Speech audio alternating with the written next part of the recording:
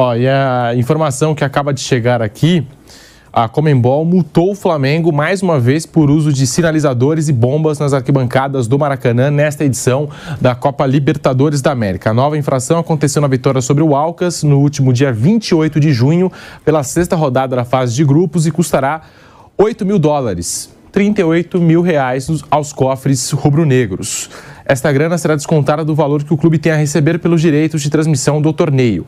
É a segunda punição pelo mesmo motivo nesta edição da Libertadores, já que foram descontados $5 mil, quase R$24 mil, após o empate em casa com o Racing. O Flamengo foi enquadrado no artigo 12.2 do Código Disciplinar da Conmebol, que trata de ordem e segurança nas partidas. Esse tipo de punição ao Flamengo é recorrente nos últimos anos. Na campanha vitoriosa de 2022 contra o Corinthians, o clube foi multado na ida e na volta das quartas de final pelo mesmo motivo, e o prejuízo total passou dos R$200 mil. Ô Mauro, você destacava aqui a atitude de Flamengo e Grêmio, que nós vamos ter as duas torcidas agora nesse jogo que se aproxima, e mais uma vez o Flamengo sendo multado pela Conmebol pelo uso de sinalizadores e bombas. A Conmebol tem sido meio rigorosa com relação a isso, né?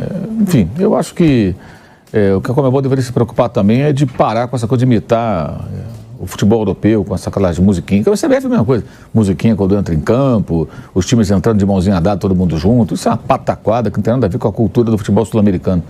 É patético isso aí. Eu acho o fim da picada. O fim da picada. Lá na Europa é assim, palmas para ele, que façam assim. Deveria também refletir um pouquinho sobre o quão ela fere as características do nosso futebol, do futebol da América do Sul. O recebimento das torcidas sempre foi uma tradição, não só no Brasil, na América do Sul inteira. Agora os times entram todo mundo formado. Antigamente você tinha até uma situação, quantas vezes eu vi isso? Por exemplo, quando o Flamengo jogava no Maracanã, o Corinthians no Morumbi, né? Vai entrar em campo, o time visitante ele tomava uma vaia. Alguns técnicos falavam, não, entra na frente, toma logo a vaia, se acostuma. Outros esperavam o time ficar na boca do túnel. Quando o time entrava, entra junto, porque os caras não vão poder vaiar. Estão aplaudindo a entrada do time deles. Então você tinha já um jogo até digamos assim, de pressão ali, de ambiente, de clima. Isso tudo era um ritual, né, que era tão legal. Agora não, toca uma música horrorosa, todas são horrorosas, né? Toca uma música horrorosa, aí eles entram assim, aquela fila, um negócio meio militaresco, com aquela bandeirinha do fair play, que é uma hipocrisia danada, porque, na verdade, o fair play no futebol é uma coisa que eles tentam vender, mas que não existe, né? Enfim, na maioria das vezes. Eu acho que deveria também a Conmebol refletir um pouco. Ok, ela proíbe e tal, toma lá suas decisões disciplinares, mas deveria também refletir sobre o que ela faz com o futebol sul-americano com relação à cultura, à relação, a maneira de torcer do latino-americano, que não tem nada a ver com o europeu. Se você pegar os vídeos no YouTube, tem vários, muito legais até, assim, final da Copa da Inglaterra, nos anos 70, tem jogos inteiros no YouTube, ou melhores momentos. Aí você vê os times entrando. Eles já entravam assim, no antigo estádio de Wembley, que foi demolido. Os times saíam atrás do gol, assim, à direita, entrava todo mundo, a rainha lá entregar a taça, quando ia a rainha, o príncipe, e aí alguém lá da realeza entregar a taça de campeão. A Copa da Inglaterra tinha uma importância muito maior naquela época, como os estaduais tinham importância aqui, né? Sim. Era um evento assim, que os ingleses paravam para ver aquilo e tal. Então já entravam juntos. E as torcidas faziam uma grande festa, com bandeiras, era bem diferente do que é hoje, né? Isso até pré-hooliganismo, que depois mudou muitas coisas por lá. Então é a tradição deles. A nossa não é essa. Aqui não, aqui eles ficam copiando tudo. Eu acho aquilo extremamente melancólico. Que nem o negócio do hino nacional, né? O hino nacional toca, é a banalização do hino. Aí você vai ver agora jogos dos times aqui no Brasil, você tem vários jogadores que nem brasileiros são. Os caras estão ali olhando assim para a bandeira do Brasil, tocando o hino. O cara não sabe o hino, o cara é chileno, é argentino, né, uruguaio, sei lá, de outras nacionalidades. Aí toca o hino. Aí alguns estados tocam o hino do estado, né? Acho que é Santa Catarina, né? Sim. Toca o hino catarinense. Meu Deus do céu. Rio Grande do Sul também. Rio Grande do Sul toca o hino do Rio Grande do Sul. Pelo amor de Deus. Até o aquecimento dos caras acho que atrapalha. O cara se aquece e fica ali parado longos minutos. Isso precisa ser revisto também por essa cartolagem. Acho que a gente questiona muito pouco isso. Não, multou, ok, multou, não pode, beleza. Multa, paga a multa, lá acabou. Mas o que vocês fazem com o futebol? O que essa gente faz com o futebol? Você vai ver, amanhã você vai ver, o Palmeiras vai jogar contra o Fortaleza, outros times ali. O Flamengo vai jogar com o América. Horroroso. Horroroso. E a Conmebol deveria se preocupar com outros assuntos. Por exemplo, o auxiliar técnico do Universitário, o que aconteceu também lá no Peru, aquela confusão toda. Até o momento, a Conmebol não se manifestou. Ele foi solto já, né, Pedro? Apenas disse que solto, né? Iniciou uma investigação. Ele já foi solto, né? Foi solto. E mais, né? Torcedor com camisa lá, nos nazis lá. Isso, também né? isso foi... Aquele cara pensa que é o quê? Ele é ariano? Cara, metade da população peruana é descendente dos indígenas. A outra metade é miscigenação pura. Aí tu vê um ignorante daquele, isso aqui no Brasil não é permitido. Se você sair com uma suástica na rua, você vai ser preso. Sim. Não pode. Aí o camarada tem uma camisa de longe. Não, que coisa medonha. Acho que a Conmebol deveria também se posicionar contra isso. Porque, tudo bem, o clube não pode, de repente, regular a camisa que o cara veste. Mas ele pode, de alguma maneira, repelir isso. Né? E contra isso. Isso é um absurdo, gente. O cara se apresenta com a camisa com a suástica. Né? Assim, além da falta de noção, dele não entender, ele pensa o quê? Que os antepassados dele teriam sobrevivido, talvez, se Hitler vencesse a guerra? Viesse aqui para a América do Sul, ia chegar aqui, não, vamos aqui pegar todos os nossos os indígenas peruanos e vão... Pelo amor de Deus, que é um estúpido, um imbecil, um ignorante, mas aí a Conmebol deveria também se posicionar contra isso. Acho que não contra o clube diretamente, mas contra o Universitário. Acho que pode aceitar que você, nos seus jogos, tenha torcedores com suástica. Você tem que fazer alguma coisa aí, pô. Pelo menos advertir, né? Encaminhar e não ficar... Isso já poderia ter feito. Muito mais sério do que um sinalizador ali, um pisca-pisca que o cara acende no estádio ali. Outro dia, até o Bruno Tabata, já saiu do Palmeiras, mas ele foi chamado de macaco, assim, dá pra você ver no vídeo, e a Conmebol acabou punindo o Bruno Tabata por um episódio lá no Paraguai, no jogo Palmeiras e Cerro Porteño, né? O Bruno Tabata pegou 4 jogos de suspensão por racismo, né, sendo que ele, né, no caso, foi ele que sofreu, né, o racismo, os torcedores do Cerro Porteño xingando ele de macaco, chamando ele de macaco e tal. Enfim, a Conmebol deveria se preocupar com outros assuntos. Flávio, Vampeta, Mauro, tá aí. Mais uma vez punindo o Flamengo por conta do uso de sinalizadores e fecha os olhos para casos de racismo ou até esse caso que o Mauro César citou, da suástica no meio da torcida do Universitário pela Copa Sul-Americana. E parece que a Conmebol não dá importância nenhuma, né, para esses casos que são muito mais importantes e sérios e que precisam ser combatidos. Flávio, Vampeta. Bom, eu acho que o sinalizador, eu sou muito a favor da punição. Super a favor. Tem que punir. E também sou a favor de pegar forte essa história de racismo. Acho que uma coisa não inibe a outra. Esse negócio de sinalizador na baita palhaçada. Não tem o menor sentido para jogos e tal. Tem que meter multa pesada, forte. E, claro, multa pesada com racismo. Essa história que foi citada aí com o nazi e tal, tem que ferrar os caras. Isso racismo tem que ferrar. Você tem que ser rigoroso com essas coisas. Uma coisa não invalida a outra, não. E acho uma grande palhaçada esse negócio de sinalizador. E aí o clube tem que ser bem punido mesmo, porque permite, inclusive, a entrada dessas porcarias.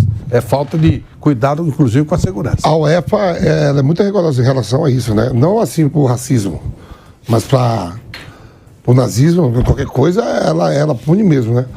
E aqui agora a Conmebol tem que começar a olhar. A gente estava vendo as imagens nítidas no jogo, né? Sim. Vamos abrir a investigação. E o auxiliar do Universitário, como destacou o Vampeta, foi preso, já foi solto. E a Conmebol ainda não se posicionou sobre esse caso, né, de racismo, esse caso lamentável que aconteceu na Neoquímica Arena em Itaquera. Então tá aí, portanto, a informação que acaba de chegar, o Flamengo é multado pela segunda vez nesta edição da Copa Libertadores. Já tinha sido multado, por exemplo, na última edição, por conta do uso de sinalizadores e bombas lá no estádio do Maracanã. O Flamengo que recebe o América Mineiro neste sábado pela 16ª rodada do Campeonato Brasileiro. Com um empate diante do Fluminense na última rodada, o Flamengo estendeu a sua sequência de invencibilidades na temporada para 7 partidas, agora são 5 vitórias e 2 empates. A última derrota foi para o Bragantino e, além disso, a equipe perdeu apenas dos seus últimos 18 jogos na temporada. E desde que o São Paulo chegou ao Flamengo, essa foi apenas a segunda vez em que o Flamengo teve uma semana livre para trabalhar. A primeira foi na última data FIFA, de 12 a 21 de junho, quando o elenco ganhou 10 dias para recuperar o fôlego. São Paulo no Flamengo até aqui são 24 jogos, 14 vitórias, 6 empates, 4 derrotas, 48 gols marcados, 24 sofridos. Vampeta, Mauro, Flávio, o que dá para esperar do Flamengo neste período de semana cheia para o São Paulo trabalhar, e o que o Flamengo não pode fazer para cometer o mesmo erro da última vez, né? Como que o Flamengo tem que fazer para administrar aí Copa do Brasil, Libertadores, Campeonato Brasileiro? Eu acho que tem que gerar mais o elenco, né? No jogo do Fluminense ficou bem claro, assim, queda física no segundo tempo foi flagrante, né? O Fluminense não teve jogos durante o meio de semana, né? E o Flamengo teve. O Flamengo jogou contra o Atlético do Paranaense no Rio, o Palmeiras de São Paulo, o Atlético no Paraná, e nesse intervalo o Fluminense jogou contra o Inter no Rio, nem viajou, e teve 2 semanas inteiras. Isso pesou muito no segundo tempo, ficou bem evidente. E agora o Flamengo vai enfrentar o Grêmio, o primeiro jogo na quarta-feira no Rio, aí o Flamengo faz 2 jogos contra o Olímpia no Rio e no Paraguai, e na outra quarta vai jogar com o Grêmio. Contra o Grêmio, o primeiro jogo é no Rio? Primeiro é lá em Porto Alegre. Depois primeiro lá, depois o Olímpia no Rio, depois no Paraguai, depois no Rio contra o Grêmio. Então, nesse intervalo, nas 2 semanas de competições da Conmebol, o Flamengo vai fazer 2 jogos contra o Olímpia e o Grêmio vai descansar a semana inteira. Então vai se repetir a situação do Fla-Flu lá na outra quarta-feira, acho que 26 de agosto, quando o Grêmio visitar o Flamengo do jogo de volta pela Copa do Brasil. Eu acho que o São Paulo tem que girar mais o elenco, repetiu 8 jogadores contra o Fluminense que tinham jogado contra o Atlético lá em Curitiba. E ficou muito claro no segundo tempo o desgaste dos caras não aguentaram. Por isso mesmo que o clube tenta contratar mais jogadores. Se você quiser brigar em diferentes frentes, você tem que ter elenco. E a conta do chá é praticamente impossível. Porque você ainda mais agora que você vê que só quem está em 3 competições é São Paulo, Corinthians e Flamengo, né? Só os 3. Que estão nas 3. Estão na Copa do Brasil, Sul-Americana e Libertadores e Campeonato Brasileiro. O Grêmio não está, né? Os outros já saíram todos. Você pega quem está na Libertadores, o Internacional, o Palmeiras, o Atlético Mineiro, o Atlético Paranaense, estão no Brasileiro e na Libertadores. Então essas semanas de Copa do Brasil, eles não jogam. E o Flamengo joga. O mesmo acontece com o Corinthians e com o São Paulo, que provavelmente farão algumas escolhas, né, com relação à escalação, provavelmente, creio eu, os 2 poupando mais jogadores na Copa Sul-Americana e priorizando o confronto entre eles na Copa do Brasil e, lógico, os jogos do Brasileiro, especialmente o Corinthians, que não pode vacilar porque está muito perto da zona do rebaixamento. Um detalhe interessante é que em 2022, quando o Flamengo teve a oportunidade de dar aquela descansada, ter a semana livre para trabalhar, em fevereiro de 22, voltou no dia 6 de março, venceu o Vasco por 2-1. Depois, em março, teve outra oportunidade de descansar e perdeu para o Fluminense, voltando, né, dessa pausa toda, perdeu por 2-0. Em maio, outra oportunidade, e aí voltou perdendo para o Fortaleza por 2-1. Em setembro, também volta perdendo para o Fortaleza por 3-2. E nesta temporada, voltou no dia 1º de abril, ganhando do Fluminense por 2-0 e agora, né, na última parada, retornou sendo goleado pelo Bragantino por 4-0. Ou seja, das últimas 8 ocasiões em que o Flamengo teve a pausa, venceu 3 e perdeu 5. Então, não pode voltar em marcha lenta agora, Vampeta, tá aí. E tem elenco para poder mesclar, para poder mexer no time o Sampaoli. Então, aí tem situações, né? Você está votando para... Né, tem um jogo importante de Copa do Brasil, uma semifinal que te leva à final. O Flamengo é o campeão do torneio, né, todo mundo... O jogo decisivo em semifinal e final, você entra mais ligado, Pedro.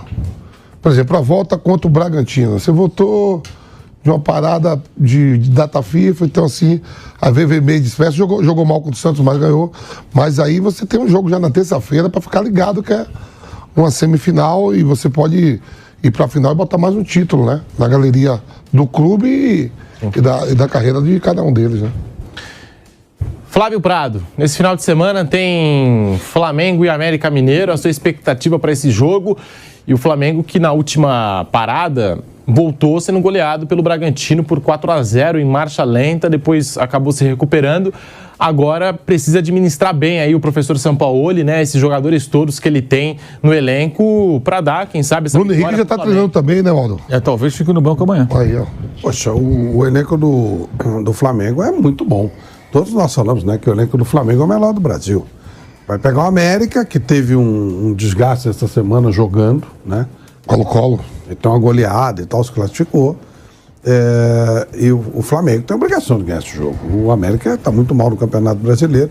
Dá para fazer uma mescla legal e ainda ganhar o jogo. Além do que o São Paulo tem essas recaídas, né? Na carreira dele inteira. Ele, de repente, toma uma goleada e tal, mas acho que a lição do jogo do Bragantino já está assimilada, além do que também o América não é o Bragantino, né? O América está brigando para não cair.